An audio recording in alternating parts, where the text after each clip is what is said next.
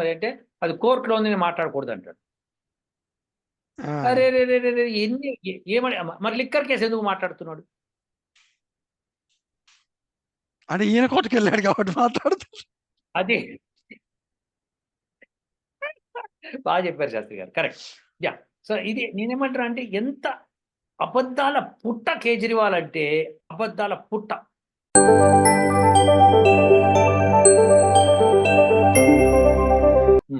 అక్కడట 6 వాడి ఎమ్మెల్యేలో లేకపోతే మంచి పై టాప్ పొజిషన్లో ఉన్న 6 పెట్టింట Pawan Kalyan at any cost గెలవకూడదు అని చెప్పి. ఒక్కొక్క ఈ కుటుంబానికి ₹1,00,000 ఇచ్చింత.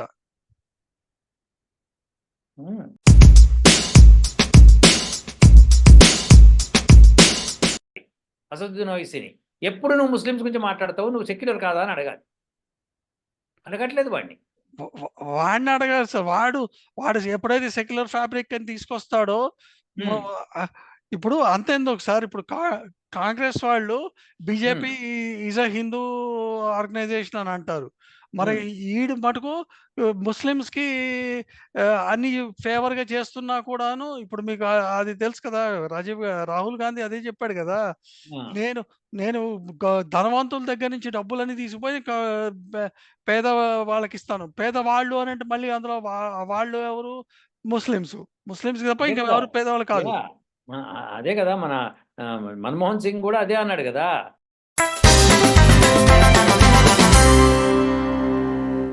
సార్ అదే ఇప్పుడు చూపిస్తున్నాను సార్, మీకు చూపించండి. కనిపిస్తుంది సార్? ఇప్పుడు కనిపిస్తుంది శాస్త్రి గారు. యా. సో ఇది Lok Sabha 2024 state wise seat share predictions ఇవి. ఇప్పుడు చాలా ప్రెడిక్షన్స్ వస్తుంటుంటాయి, అందులో ఒక ప్రెడిక్షన్ అన్నమాట ఇది. ఓకే. ఆంధ్రప్రదేశ్లో ఎన్డీఏకి 18 వస్తాయని ప్రిడిక్ట్ చేస్తున్నారా? ఏంటి sir? Okay, right. Scroll down. Ya ఒక్క నిమిషం.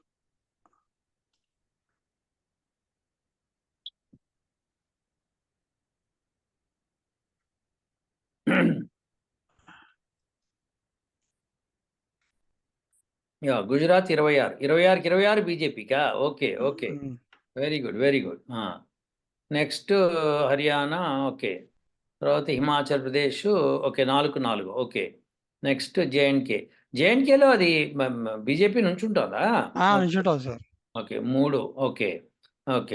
Next okay. కర్ణాటకలో 23 వస్తాయా? అవును sir. Do you believe that?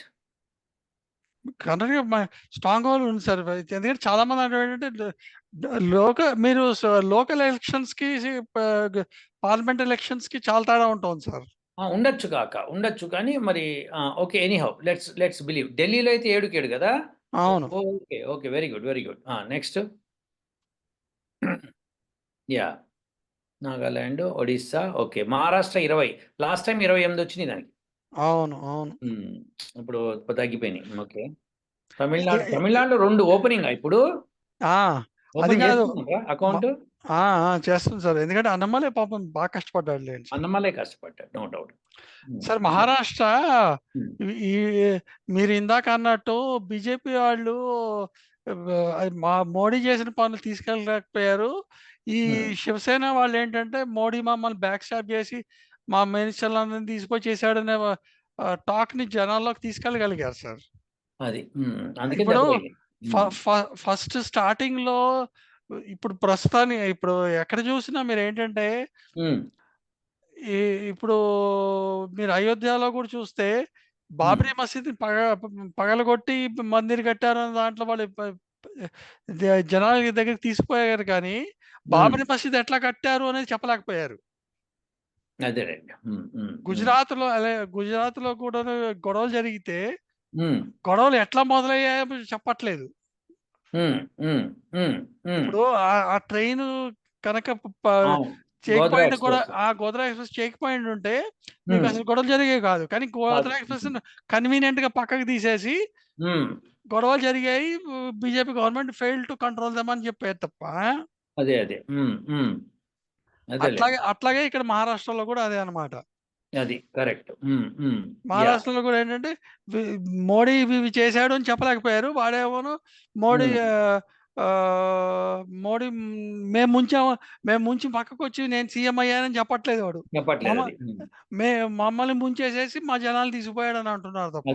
అదే బ్యాడ్ నేమ్ ఇవ్వడానికి మనకి బీజేపీ వాళ్ళు సత్తా చాటట్లేదు అయితే అక్కడ. Yeah. అక్కడే కాదు, ఎక్కడ కూడా చాడట్లేదు. వచ్చిన ప్రాబ్లం అది. Scroll down. ఉత్తరప్రదేశ్లో 70 వస్తున్నాయి, లాస్ట్ టైం 62 వచ్చినాయి. అవునవును సార్. ఉత్తరప్రదేశ్ ప్రెడిక్షన్ లేదు. నేను ఇంకా అసలు పూర్తి వస్తాయి అనుకున్నాను ఈ రామ్ జన్మభూమి తోటి. ఇప్పుడు మీకు ముస్లిం ఓటింగ్ ఉంది కదా అక్కడ. అవును. వెస్ట్ బెంగాల్. స్క్రోల్ డౌన్ చేయండి. సో టోటల్ ఎన్ని వస్తున్నాయి చూద్దాం ఒకసారి. 324 for BJP and 380 for NDA. అవును సార్. 40 ఇండిపెండెంట్స్. 40 ఇండిపెండెంట్లు, 64 ఏమో ఐఎన్సీ, 123 మొత్తం కలుపుకొని వాళ్ళ ఇండి. ఓకే. ఈ 40లో కనీసం 30 మంది వచ్చినా 380 ప్లస్ 30 వేసుకుంటే 400 పార్ మళ్ళీ. అదేలే. యా తీసేయండి మీరు. So that's a good thing, but this prediction how much it stands true అన్నది నాకు తెలియదు. ఇవన్నీ ఎస్టిమేట్స్ ఇవ్వడానికి నాకు తెలిసి అయితే. అదేలే. సో వెరీ గుడ్ అండి, బాగుంది శాస్త్రి గారు. సో నాకు అర్థమైనంతలో ఏంటంటే ఢిల్లీలో ఇప్పుడు లాస్ట్ టైం ఏమైందంటే, లాస్ట్ టైం కాంగ్రెస్ ఇండిపెండెంట్ గాను, ఆప్ ఇండిపెండెంట్ గా, బీజేపీ ఇండిపెండెంట్ గా, ముగ్గురు ఇండిపెండెంట్ గా నుంచున్నారు. అంటే ఎవరితో కోయిలేషన్ లేకుండా, ఉమ్మడి పోరు లేకుండా వాళ్ళు విడివిడిగా నుంచున్నారు. అప్పుడు బీజేపీకి 7 వచ్చేసింది. అవును. ఇప్పుడు ఏమంటున్నారంటే కాంగ్రెస్ ఆప్ ఇద్దరు కలిసారు కాబట్టి బీజేపీకి తగ్గుతాయి సీట్లు అని అంటున్నారు. దానికి ఒక బీజేపీ అనలిస్టే, బీజేపీ కాదు, ఒక రాజకీయ అనలిస్ట్ బ్రహ్మాండంగా చెప్పాడు. ఏమన్నాడంటే లాస్ట్ టైం బీజేపీకి ఓట్ షేర్ వాజ్ 57%. అవును. In Delhi. And AAP independently దాని పర్సంటేజ్, కాంగ్రెస్ ఇండిపెండెంట్ దాని పర్సెంట్ రెండు కలిపితే కూడా 37 వస్తున్నాయి. సో ఇప్పుడు అదే 37 వస్తాయి దాన్ని. అవును. కాబట్టి BJP again going to win 7 out of 7. అవును. అది వాళ్ళు చెప్తున్నారు, అంటే ఎనాలిసిస్ చెప్తున్నాను నేను. సో ఇదివరకు ఎంత ఉందో అది అట్లానే పెట్టుకుంటే ఓకే, ఓ 2% తగ్గింది అనుకుందాం, నష్టమే లేదు కదా. 55 ఉంటాయి. మిగతా 45 కూడా ఇద్దరికి కలిపిన 45 కదా వచ్చేది. అవును. అప్పుడు ఎట్లా గెలుస్తారు వాళ్ళు అని ప్రిడిక్షన్. అవును. మీరు అందరూ కేజ్రీవాల్ యొక్క ఇంటర్వ్యూ చూసారా మీరు? ఏది ఇంటర్వ్యూ? దేంట్లో సార్? కేజ్రీవాల్ ఒక ఇంటర్వ్యూ ఇచ్చాడు ఒక టీవీ ఛానల్. ఓకే. వాళ్ళు అడిగారు, ఏమయ్యా మరి మీ ఇంట్లో ఇంత గొడవ జరిగింది, మరి దాని గురించి మాట్లాడు అంటే, అది కోర్టులో ఉంది, నేను మాట్లాడను. అది కాదయ్యా, మీ సింగ్ బయటకు వచ్చి ఆమెకి మహీవాల్కి చాలా అన్యాయం జరిగిందని చెప్పాడు, మరి దాని సంగతి ఏంటంటాడు. అంటే కేజ్రీవాల్ అంటాడు అది కోర్టులో ఉంది, మాట్లాడకూడదు అంటాడు. అది కాదయ్యా, మరి నువ్వు ఇదేమిటి మరి మీ ఆమెకి ఈసారి ఎంపీ సీట్ ఇవ్వకూడదని మీరు నిర్ణయించారట, అందుకే నీ గొడవ జరిగిందని అంటున్నారు, మరి అంటే అది కోర్టులో ఉంది, నేను మాట్లాడకూడదు అంటాడు.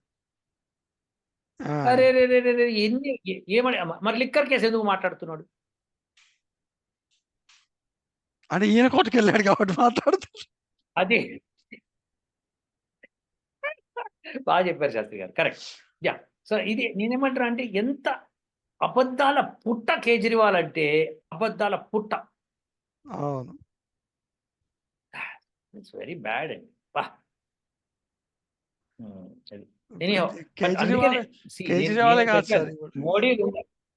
మోడీ 2 అబద్ధాలు చెప్పాడండి, కానీ వీళ్ళు 200 అబద్ధాలు చెప్తున్నారండి. ఇప్పుడు తీసుకుంటే తెరవాడ. అందుకని కానీ ప్రాబ్లం ఏంటంటే సార్, ఈ సో కాల్డ్ సెక్యులరిస్టులు ఈ 2 అబద్ధాలని హైలైట్ చేస్తున్నారు తప్ప, మనకి అందరికీ ఏంటంటే కాంగ్రెస్ అబద్ధాలు అని తేలిపోయింది కాబట్టి let us not talk about them అనే పొజిషన్లోకి వచ్చేసాం మనము. అది కరెక్ట్. కాంగ్రెస్ అబద్ధాలు చెప్తుందని అందరు డిసైడ్ అయిపోయారు. బీజేపీ చెప్తునేటప్పటికి అమ్మ బీజేపీ సరే, బీజేపీ వద్దు, ఓకే బీజేపీ వద్దు, కాంగ్రెస్ వద్దు, మరి నువ్వు జాయిన్ అవ్వు, నువ్వు యా నువ్వు బాబు మళ్ళీ మనం వెళ్ళకూడదు. మనం మన పిల్లలతో హాయిగా ఉండాలి. కానీ అది వాళ్ళ మటుకు నాకే నేను మంచి చేయాలి అది. అది వాళ్ళు వీళ్ళు రాస్కల్స్ అండి వీళ్ళు. సో కాల్డ్ సో ఏమంటారు అది సెక్యులర్స్ అని చెప్పేవాళ్ళు వాళ్ళు రాస్కల్స్ వాళ్ళు. వాళ్ళు ఏంటంటే సెక్యులరిజమా పాడా. అలా అయితే కనుక ఎంఐఎం వాడిని అడగాలి అసదుద్దీన్ ఓవైసీని, ఎప్పుడు నువ్వు ముస్లిమ్స్ గురించి మాట్లాడతావు, నువ్వు సెక్యులర్ కాదా అని అడగాలి. అడగట్లేదు వాడిని. వాడిని అడగాలి సార్.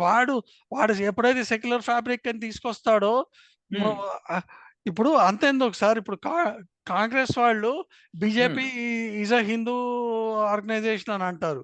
మరి ఈడు మటుకు ముస్లిమ్స్ కి అన్ని ఫేవర్ గా చేస్తున్నా కూడాను. ఇప్పుడు మీకు అది తెలుసు కదా, రాహుల్ గాంధీ అదే చెప్పాడు కదా, నేను నేను ధనవంతుల దగ్గర నుంచి డబ్బులన్నీ తీసుకుపోయి పేద వాళ్ళకి ఇస్తాను. పేదవాళ్ళు అని అంటే మళ్ళీ అందులో వాళ్ళు ఎవరు? ముస్లిమ్స్ తప్ప ఇంకా ఎవరు పేదవాళ్ళు కాదు. అదే కదా మన మన్మోహన్ సింగ్ కూడా అదే అన్నాడు కదా. ఆ అవును. విషయమే మోడీ ఒక మాట చాలా బాగా చెప్పాడండి. ఎవ్వరూ క్యాచప్ చేయలేదు అది. అదేంటంటే వాళ్ళు ముస్లిమ్స్కి రిజర్వేషన్ ఇస్తా అంటున్నారు. ధర్మం అన్న దానికి రిజర్వేషన్ ఇవ్వకూడదు. అవును. అది ఇప్పుడు మతం బేసిస్ మీద రిజర్వేషన్ ఉండకూడదు. అలా ఇస్తున్నారు అంటేనే వాళ్ళే కాన్స్టిట్యూషన్ మార్చదలుచుకున్నారు, నేను కాదు. ఎగ్జాక్ట్లీ. నేను ఇవ్వకూడదు అంటున్నాను అంటే ఏంటి? కాన్స్టిట్యూషన్ నేను నిలబడ్డాను. కాన్స్టిట్యూషన్ అదే చెప్తుంది. SC, ST, backward class, OBC వీళ్ళకే ఇస్తారు. అది కూడా 50% దాటకూడదని సుప్రీంకోర్టు రూలింగ్. అందుకనే ఇప్పుడు మమతా బెనర్జీ బెంగాల్లో ఏం చేసింది, అందులోనే బీసీ దాంట్లోనే ఇంకొక స్పెషల్ కేటగిరీ ఓబీసీ ఏం చేసి ఇందులోంచి తగ్గించేసేసి ఓబీసీలకు ఇచ్చేసి అందులో మళ్ళీ 2 కేటగిరీస్ పెట్టింది. కేటగిరీ ఏలోనేమోనో ముస్లిమ్స్ వాళ్ళకి 10% రిజర్వేషన్ అంట. అది ఆ 10% కాస్త 40% ఆఫ్ ఓబీసీ అయి కూర్చుంది. అది చాలా దారుణం చేసింది ఆ మనిషి. అది చాలా తప్పు. అది హైకోర్టు కొట్టిపారేసింది. కొట్టిపారేసి అప్పటి నుంచి బ్యాక్లాగ్ నుంచి ఇవన్నీ చెల్లవని చెప్పేసింది. అవును. ఇప్పుడు ఆమె సుప్రీం కోర్టుకి వెళ్తానంటుంది. అది మటుకు అది అయిందంటే మటుకు ఆమెకి పెద్ద దెబ్బే అది. ఆమెకి దెబ్బైతే లాభం ఏంటండి? జనాలు ఎన్నుకోవడం ఆపేయాలండి. జనాలకి బుద్ధి ఉండాలి. సార్ జనాలకి బుద్ధి ఉండాలంటే మన వాళ్ళు అంతా కూడా ఏంటంటే, నాకు ఇవాళ రోజున వచ్చే రూపాయి కావాలి తప్ప నువ్వు ఎప్పుడు 10 ఏళ్ల తర్వాత వచ్చే రూపాయి నాకు వద్దు అని డిసైడ్ అయిపోయాం మనం. మనం అనుకుంటున్నాం కానీ ఈ పొలిటీషియన్స్ మనల్ని బాగా ఎస్టిమేట్ చేస్తారనమాట. ఇదేంటి క్లాస్ వైజు, కాస్ట్ వైజు అందరు కూడాను వీళ్ళకేం కావాలి అవే ఇవ్వు, వాళ్ళకేం కావాలి అవే ఇవ్వు, అంతే తప్ప దేశానికి ఏం కావాలి అని ఎవ్వడికి వద్దే వద్దు అసలు. ఇప్పుడు అంతెందుకు ఒక ఇది ఇట్స్ బొగోటా లాగే ఒక బొగోటా ప్రకారము వైఎస్ఆర్ సిపి పవన్ కళ్యాణ్‌ని ఓడించటానికని చెప్పి పిఠాపురమో ఎక్కడ పిఠాపురమే కదా నించుంటది Pawan Kalyan? I think I don't know but it must be Pithapuram. Okay. అక్కడట 6 వాడి ఎమ్మెల్యేలో లేకపోతే మంచి టాప్ పొజిషన్‌లో ఉన్న 6 పెట్టింట. Pawan Kalyan at any cost గెలవకూడదు అని చెప్పి. ఒక్కొక్క ఈ కుటుంబానికి ₹1,00,000 ఇచ్చింత. అది పవన్ కళ్యాణ్ ఎట్టి పరిస్థితుల్లో రానివ్వకూడదు అని చెప్పి. ఓకే.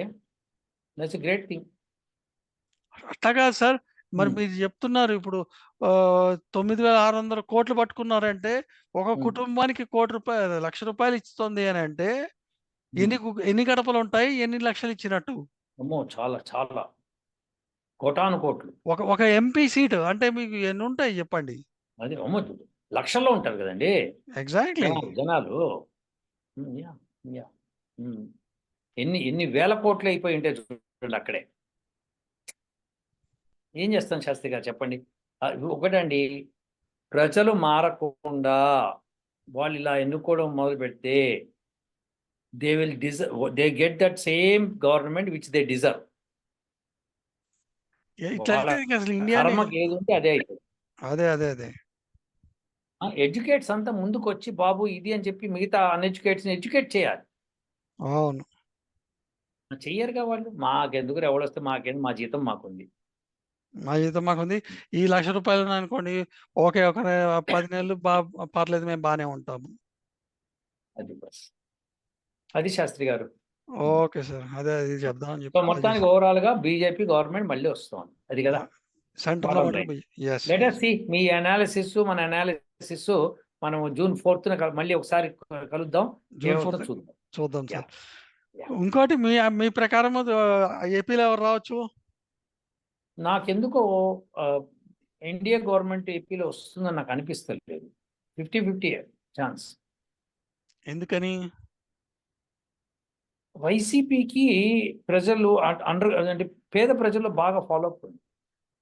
హ్మ్. మధ్యతరగతి కుటుంబాలు చీలిపోయి ఉన్నాయి. ఆ! ఆడు మళ్ళీ వచ్చాడంటే మటుకు ఈసారి అమ్మేస్తాడు సార్ స్టేట్‌ని ఆ! మొత్తం. నమ్ముకోనివ్వండి సార్. ఆ ప్రజలకు అదే గతి. హ్మ్. వాళ్ళు సిగ్గు లేనోళ్ళు సార్. సిగ్గు లేనోళ్ళు. సార్ అందులో ఆల్‌మోస్ట్ 25, 30% మంది కన్వర్ట్ అయిపోయి ఉన్నారు సార్ అక్కడ. అదొక గోల. అది అది సిగ్గు లేనోళ్ళు సార్. వాళ్ళంతా వాళ్ళు దే డోంట్ హావ్ వాళ్ళకి వాళ్ళు మనుషులు కాదు సార్. వాళ్ళు జస్ట్ దే ఎగ్జిస్టింగ్. హ్మ్. జస్ట్ అక్కడ బతుకుతున్నారు అంతే వాళ్ళు. రాకూడదు సార్. చీము నెత్తురు ఎప్పుడో చచ్చిపోయింది. ఇదివరకే చెప్పాను వీడియోలో. హ్మ్. ఏమాత్రం కూడా వాళ్ళలో ఇది లేదు. ఏమనంటే రేవ్ పార్టీలకెళ్ళి పట్టులు పడుతున్నారు జనాలు. అవును. అవును. ఏంటండి అది అసలు ఆ కల్చర్ ఏంటి? ఆ మనుషులేంటి? ఆ తత్వం ఏంటి? హ్మ్. విపరీతమైన డబ్బు ఫ్లో అవుతోంది ఆంధ్రప్రదేశ్‌లో. అవును. అవును. డబ్బు అసలు అదట ఫ్లో అయిపోతోంది. అవును. మీకు ఎంత అప్పులు చేసేసాడు వాడు. లాస్ట్ 2 మంత్స్‌లోనే జగన్మోహన్ రెడ్డి 21,000 21,000 కోట్లు అప్పు చేశాడు. ఆ! ఇప్పుడు ఇప్పుడు 9,600 కోట్లు పట్టుబడ్డాయి కదా! అవును. మనకి ఇప్పుడు దీనిలో. అది మరి ఎక్కడి నుంచి వచ్చిందండి అది? అవును. ఈ తెలంగాణలో ఏమో ఫోన్ ట్యాపింగ్ ద్వారా ఎన్ని అరాచకాలు చేసిందంటే తెలంగాణ గవర్నమెంట్ అప్పట్లో బీఆర్ఎస్ గవర్నమెంట్. అవును. భయంకరమైన అరాచకం. అరాచకం ఏలిందక్కడ. ఇప్పుడు ఎలా ఇంకా చేశారంటే తెలంగాణ గవర్నమెంట్‌లో ఉన్నప్పుడు వాళ్ళు వాళ్ళ వాళ్ళ వాళ్ళ మెంబర్స్‌కి అంటే కార్యకర్తలకి ఎంత ఫ్రీడమ్ ఇచ్చారంటే, "అరే! నువ్వు బ్యాంక్ మేనేజర్‌తో కుమ్ముక్కవు. పేద ప్రజలందరిది పట్టాదాలు తీసుకొని రా. మీకు లోన్‌లు ఇప్పిస్తామని జెప్పు. 50,000, 1,00,000 లోన్‌లు అని చెప్పి అర్జీ పెట్టుకోమను. పెట్టుకున్న తర్వాత నువ్వు బ్యాంక్ మేనేజర్ కలిసి తినేయండి. వాళ్ళకివ్వద్దు." ఆ! ఇప్పుడు అలా తినేసారు వాళ్ళు. తినేస్తే ఇప్పుడేమైందంటే వాళ్ళని డబ్బులు కట్టమంటే మేము అసలు తీసుకోనే లేదు. మేము ఎట్లా కడతాం? దాంతో హ్మ్. ఆ బ్యాంక్ మేనేజర్‌లు వాళ్ళని సస్పెండ్ చేసి నానా రభస నడుస్తున్నది. ఆ! చాలా దారుణాలు చేశారంటే తెలంగాణ గవర్నమెంట్ వచ్చినప్పుడు రౌడీయిజంకి పీక్ అన్నమాట. అంటే ఒకప్పుడు రజాకార్లు ఎట్లా రాజ్యమేలారో అప్పుడు వీళ్ళు అట్లా రాజ్యమేలారు. హ్మ్. అదండి సంగతి. అయినా గూడా మనోళ్ళు అట్లాంటి వాళ్ళకే ఏస్తారు సార్ మళ్ళీ ఓట్లు. షార్ట్ మరి టర్మ్ మెమరీ అలాంటి మనకి అలాంటి వాళ్ళకి మీరు ఎట్లా ఇస్తున్నారు? అట్లా కాదు. మన వాళ్ళకందరికి షార్ట్ టర్మ్ మెమరీ లాస్ ఉంది సార్. షార్ట్ టెంపరా అసలు వీళ్ళెవ్వరికీ అసలు మనుషుల్లాగా బతుకుతలేరండి అందరూ. పీనగల్లాగా బతుకుతున్నారండి. అవును. పీనగల్. అసలు మనుషులంటే చైతన్యం ఉండాలండి. ఒక పోలీస్ స్టేషన్‌లో కరెక్ట్ పోలీస్ ఆఫీసర్ ఉన్నాడంటే, వాడికి ఎదురుగుండా తమాయించి నుంచొని కేస్ పెట్టాలి వాడి మీద. You have to stand for it. వాడు కొడతాడు, నన్ను చంపేస్తాడు అని భయపడితే నువ్వు ఇంకెప్పుడు నుంచుంటావు? అలానే ఒక ఎమ్మెల్యే గాని, ఎంపీ కానీ, ఒక కార్పొరేటర్ గాని ఎవ్వడన్నా అన్యాయం చేస్తుంటే, వీడు ఇట్లా అన్యాయం చేస్తున్నాడు. ఒక గవర్నమెంట్ ఆఫీస్‌లో వాడు లంచాలు లేనిదే పని కావట్లేదని గొడవ చేసి వాడిని దించాలి అక్కడి నుంచి. అవును. అలా జనాలు అట్లా మీద పడాలి. ఎవ్వడికి వాడు ఏమంటాడంటే, "అరే! వీడు లంచం ఇవ్వట్లేదు. వాడి పని కాదు నా పని అయిపోతుంది చాలు." ఎగ్జాక్ట్‌లీ. ఎగ్జాక్ట్‌లీ. అంతేగాని చైతన్యం అస్సలు లేదండి వాడికి. దారుణమండి. అవును. చాలా దారుణం శాస్త్రి గారు ఇది. వాళ్ళు మనుషుల్లాగా బతుకుతలేరు వాళ్ళు. అవును. చచ్చిన పీనుగలు. చలనం ఉండదు. అవును. బస్. అది. అట్లుంటే ఎట్లా అవుతారు ప్రజలు చైతన్యవంతులు అవ్వాలి. అది ఇక్కడ అన్యాయం జరుగుతున్నప్పుడు ఎదిరించాలి. అందరూ కలిసి కట్టకట్టుకొని అన్యాయం జరగకూడదని ఒక ఈక్వల్గా ఉండి అందరూ హాయిగా ఎంత ఫుల్ ఫ్లెడ్జ్డ్గా బతకచ్చండి అందరూ. సర్లేండి, మనకి ఇక మనం చేసేది ఏం లేదు ఇక. ఓకే ఎస్సీ గారు. Okay sir. ఓకే సార్, మళ్ళీ జూన్ 4th కలుద్దాం. ఓకేనా? Yes sir. Okay sir. ఓ